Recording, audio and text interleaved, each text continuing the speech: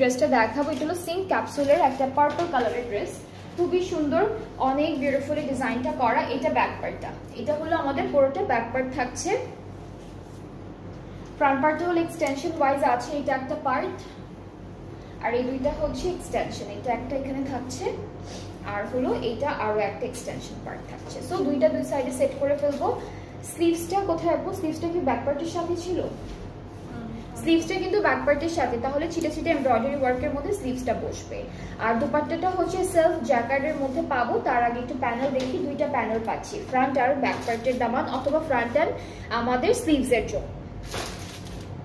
এগুলো দুপাট্টা না, দুপাট্টাটা দেখাই, সেলফ জ্যাকেট, এটা হচ্ছে সিল্ক অ্যান্ড লন মিক্সড একটা দুপাট্টা, অনেক সুন্দর একটা লাইট ওয়েটেড সফট দুপাট্টা পেয়ে যাবো।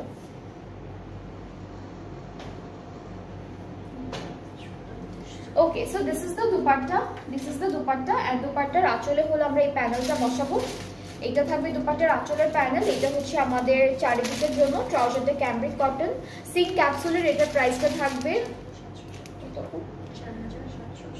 4760 টাকা। 4760 টাকা হলো এটার প্রাইসটা থাকছে।